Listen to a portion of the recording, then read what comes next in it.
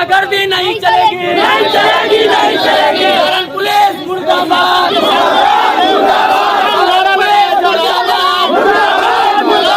बच्ची पे अत्याचार बंद करो।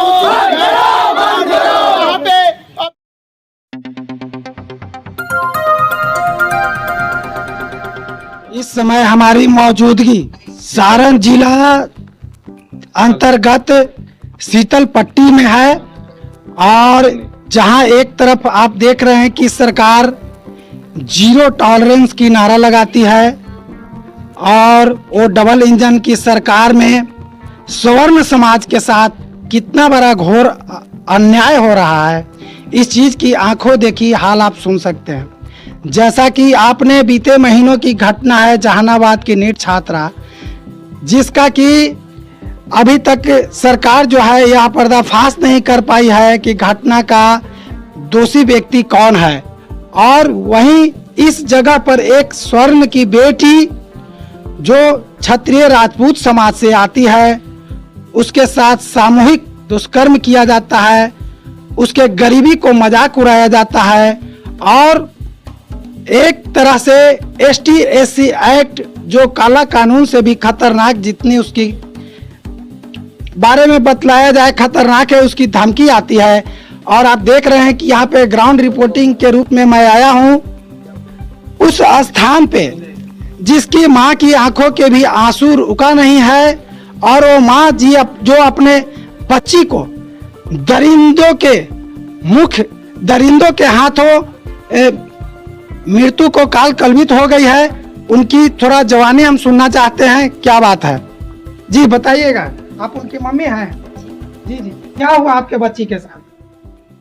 लड़की गई थी जारना के लिए, छत में वहाँ बैठा था, ओकरा के ले गया, ले जाके जो हुआ था कर्म कह के घसीट के इनार में डाल के फरार हो गए। मैंने ठीक, ये कब की घटना है? 11 तारीख 3 बजे। आप कौन लगते हैं? उनकी हम बहन है, बड़ी बहन।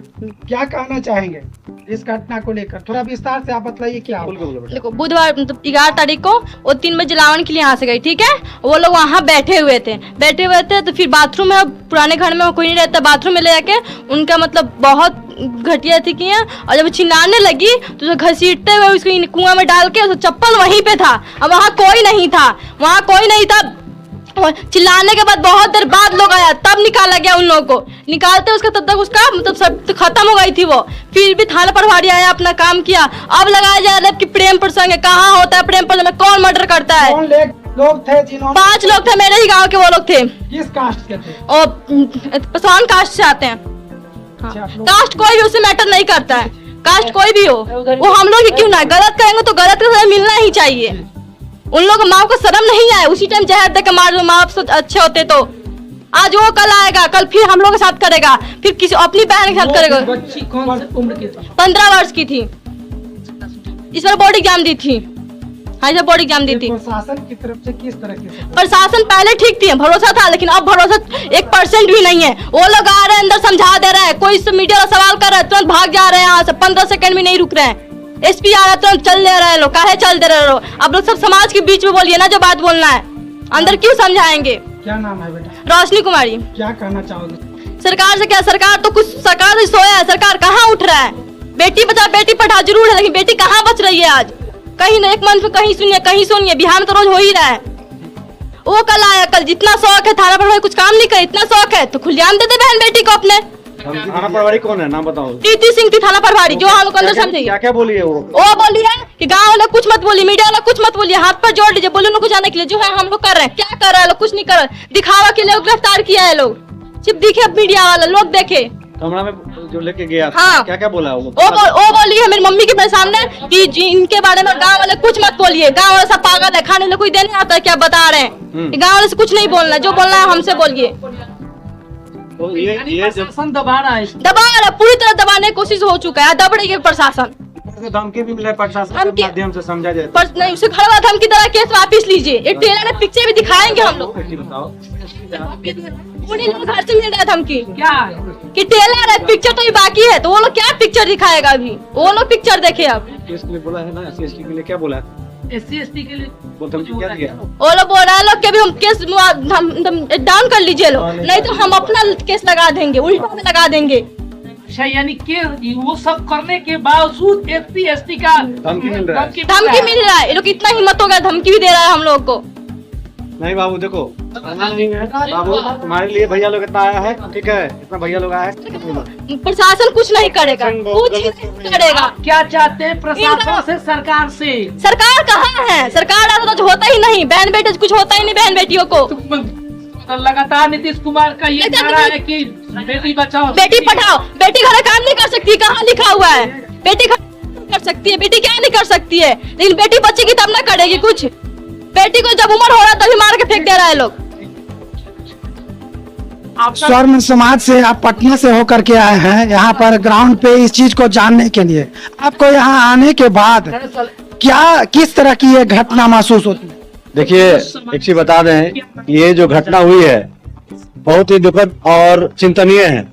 सवर्ण समाज की बेटी, ये छोटी बहन है हमारी, और इससे भी छोटी थी वो, जो बच्ची की जो हत्या हुई है, जिसके साथ बलात्कार हुआ है, जिसके साथ ये घिनौना कार्य किया गया है, वो इससे छोटी थी। ये बड़ी बहन है, ये 3 बहन है, एक छोटा भाई है, और इनके पिताजी बाहर में काम करते हैं। जैसा भी बात हुआ, इनके परिवार माता पिता से बात हुई है, बाबू भी बताई। लेकिन ये क्या है कि ये जितने भी दरिंदे थे वो कहीं बाहर के नहीं है, इसी गांव के हैं। पट्टी शीतल पट्टी शीतल की हैं के लोग हैं। और ये बच्ची गई थी अपना एक है तो वहाँ जलावन के लिए गई थी, और जलावन लेने के क्रम में क्या हुआ कि वहाँ पे 5 दरिंदे पहले से घात लगा के बैठे हुए थे, और घात लगाकर वो बच्ची का मुंह पकड़ के दबाया गया है। एक झोपड़ी नुमा है, झोपड़ी भी मतलब है, बाथरूम भी है, उसमें बाथरूम में ले गया था उसको। और बाथरूम में ले जाके काढ़ा भी मिला था। अच्छा, हाँ। पुलिस पर उसको नहीं लगा, वहीं पे फेंक दिया लोग, जिसको हम लोग रखे हैं। ठीक है। तो लड़का का खाना थोड़ा सा दिखाइए ना इसमें। मेरा भाई रखा है वो। तो ये जो है बच्ची बता रही है कि ये क्या किया, पहले से वो घात लगा के बैठा हुआ था। 5 ने क्या किया, बारी बारी से बच्ची को के साथ गलत कार्य किया, कुकृत्य किया, और करने के बाद उस बच्ची का पैर पकड़ कर घसीट कर लेके बगल के कुएं में, जस्ट बगल में ही है, उसमें जाके उसको धक्का देके उसको मौत के घाट उतार दिया। वो बच्ची तड़पती रही आधे घंटे तक इसमें, लेकिन वहां पर किसी को आवाज नहीं सुनाई दिया, और बच्ची तड़प कर मर गई। सरकार 0 टॉलरेंस की नारा लगाती है। देखिए, सबसे बड़ी बात क्या है ना कि ये समाज कहीं ना कहीं, हम सवर्ण जो है कहीं ना कहीं हम सवर्ण जो है सोए हुए हैं, और ये सवर्ण सोए होने के कारण ये हमारे क्षत्रिय परिवार की लड़की है, ये हमारी बच्ची, हमारी बेटी, हमारी बहन है। इसके साथ वो हम तो नहीं, सब कोई बोल रहा है, दिखा भी देते हैं, बहुत दुल्हनिया इसको बना के ले जाएंगे, उससे डेथ बिल्कुल ये बाबू हमने भी देखा है, और इसका हम लोग मतलब समझिए कि उसका बहुत जल्दी जवाब मिलेगा। समझ गए बेटा, ये इसका बहुत जल्दी जवाब मिलेगा, और तगड़ा जवाब मिलेगा। और एक चीज मैं बता देता हूँ, जितने भी पत्रकार महोदय हैं, जितने भी अपने साथी लोग हैं, आप लोगों की भी आवाज होनी चाहिए। इस मुद्दे को सरकार तक पहुंचाना आपका काम है। ये कोई फुटेज के लिए नहीं बोला जा रहा है, ये इसलिए बोला जा रहा है कि हर घर में बहन बेटी है, सबको जागना पड़ेगा। आज इनके साथ हुआ है, कल हमारे साथ होगा, परसों आपके साथ होगा। आखिर कब तक बटे रहिएगा? कैसे अपनी बहन बेटियों को हम लोग किसी के हवाले कर दें? बहुत दुखद है। दरिंदा जो भी है, किसी भी समाज का हो, चाहे सवर्ण समाज से हो, चाहे दलित हो, महादलित हो, वैसे लोगों को बीच चौराहे पर जो होता है तालिबानी सजा, उसको वो सजा मिलनी चाहिए। जी, मैं इंजीनियर कम्युनिस्ट मनीष कुमार, स्वर्ण एकता मंच बिहार का मैं अध्यक्ष हूँ, और मैं अपने ये बहन और भाई लोगों से ये बच्चों से मिलने आया हूँ, इनको सांत्वना देने आया हूँ और शक्ति देने आया हूँ कि इनको कहीं भी अपने भैया की जरूरत होती है तो हम लोग खड़े रहेंगे तत्परता के साथ। और अभी हम लोग सभी लोग बाहर से आए हैं, पटना से आए हैं। आज उस गांव में देख रहे हैं कि जो हमारी बेटी, देश की बेटी, स्वर्ण समाज की बेटी के साथ 5 दरिंदों ने दरिंदगी दिखलाई, हवस का शिकार बनाया, उसकी हत्या की। आज इस जगह पर यहाँ के लोग और स्वर्ण एकता मंच के लोग जो पटना से चल कर के आए हैं, इनके परिवार को सांत्वना देने के लिए आए हैं। इनसे भी हम बात करेंगे। इससे पहले आप देख लीजिए, ये वही घर है, क्षत्रिय समाज की बेटी की वही घर है, और खंडहर नुमा यह घर जहां की उस घटना को अंजाम दिया गया। 5 दरिंदों ने हवस का शिकार अपने भूख को मिटाया और मिटाने के बाद बच्ची को कुएं में डाल करके तड़पता हुआ छोड़कर भाग गया। तब से लेकर के लगातार प्रशासन के बीच पक्षपात की आरोप लगाई जा रही है। गांव और परिवार के पीड़ित लोग कह रहे हैं कि प्रशासन जिस तरह से सपोर्ट करना चाहिए था नहीं कर पा रहे हैं। और यहाँ पर भैया अमित भैया क्या करना चाहिए, क्या है? सबसे पहले तो यहाँ के लोगों को नमस्कार।